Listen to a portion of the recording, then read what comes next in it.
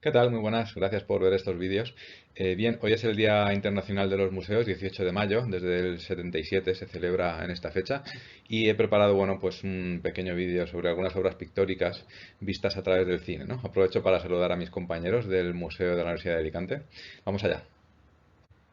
Bien, lo primero que vamos a ver es una de las obras maestras del arte pictórico del 19, ¿no? No me atrevo a pronunciarlo en francés. Un dimanche après-midi à l'île Rangeté. Bueno, de Seurat, obra maestra del puntillismo además, de este pintor neoimpresionista. Y bien, es curioso porque la película en la que aparece esta obra, bueno, no es una película de la que esperemos mucho contenido artístico, ¿no? De hecho, bueno, vamos allá.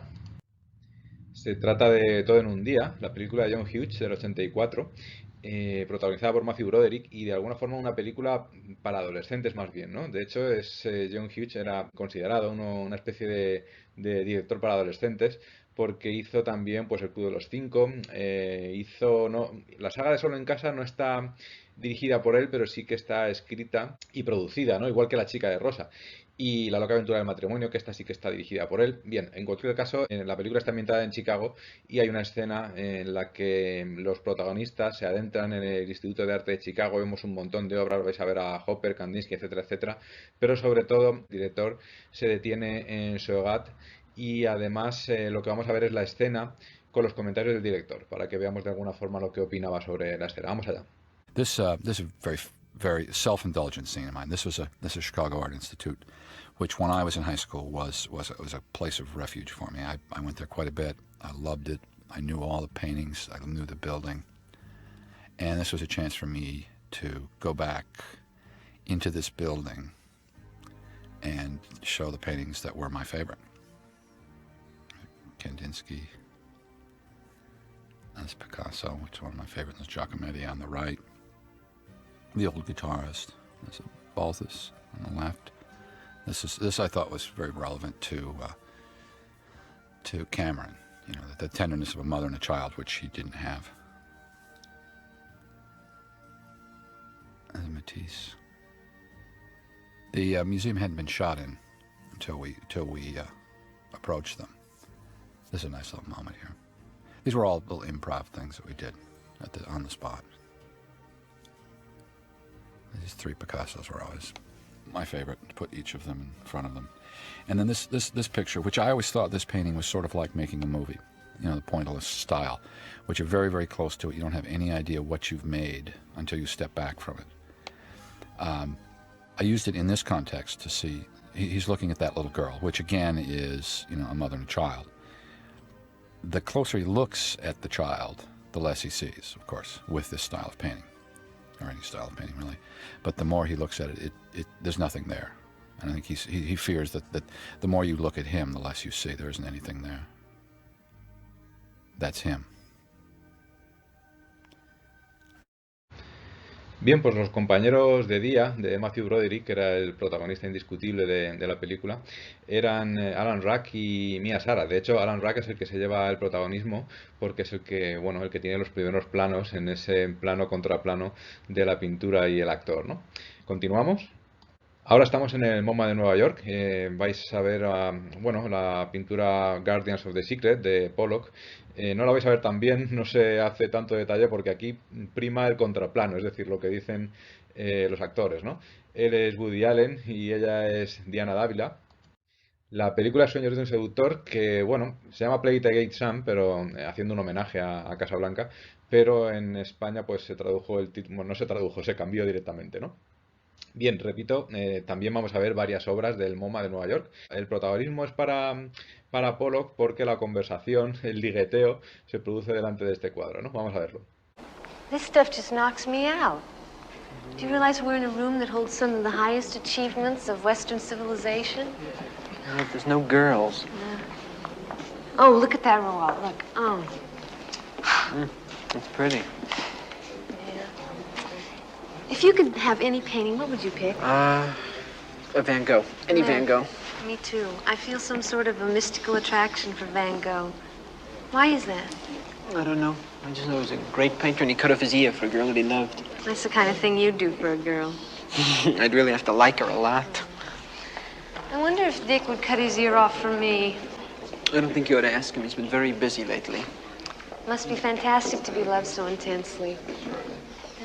Listen, why don't we split and see if there's any action up at the Berkeley Museum? Okay. It's ridiculous. Hey, Alan, there's one. She's great. Go ahead, Alan, speak to her. No, are you kidding? No, go on Public before the room gets... museum? Come on, go on, give it a try. What am I gonna That's say? what we're here for, Alan. Go on. Casual, casual.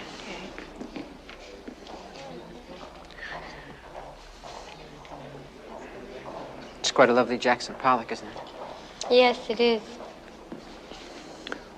What does it say to you? It restates the negativeness of the universe, the hideous, lonely emptiness of existence, nothingness, the predicament of man forced to live in a barren, godless eternity, like a tiny flame flickering in an immense void with nothing but waste, horror, and degradation, forming a useless, bleak straitjacket in a black, absurd cosmos. What are you doing Saturday night? Committing suicide. What about Friday night?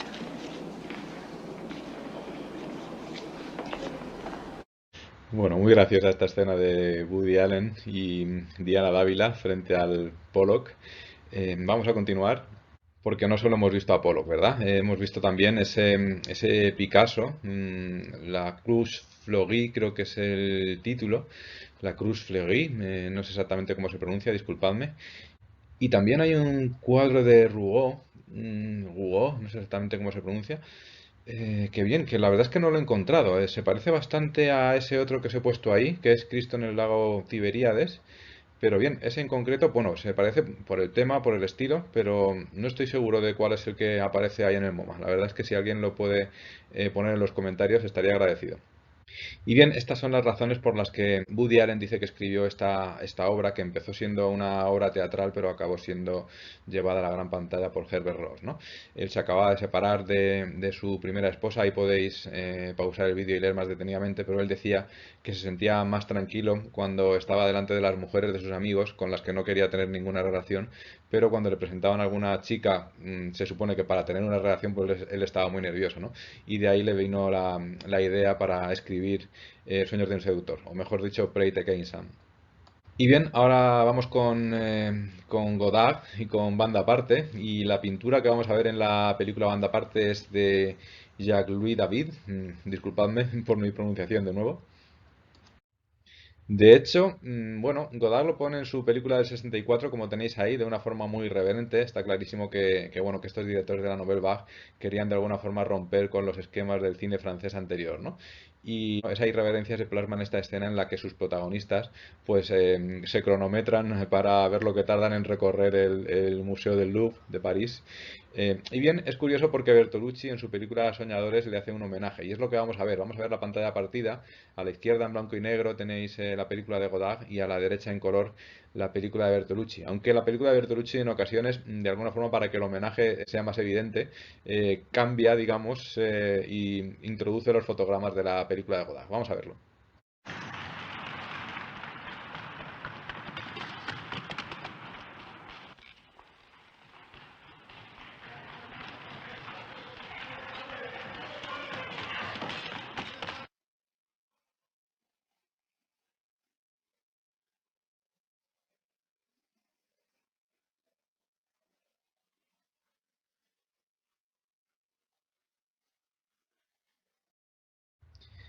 Y por supuesto, este vídeo no pretende ser absolutamente definitivo sobre museos en el cine, así que os recomiendo ahí una especie de listado con algunas otras escenas muy interesantes de películas que, bueno, que fueron rodadas en parte en museos, ¿no? Os lo pongo también en los comentarios para que os sea más fácil clicar.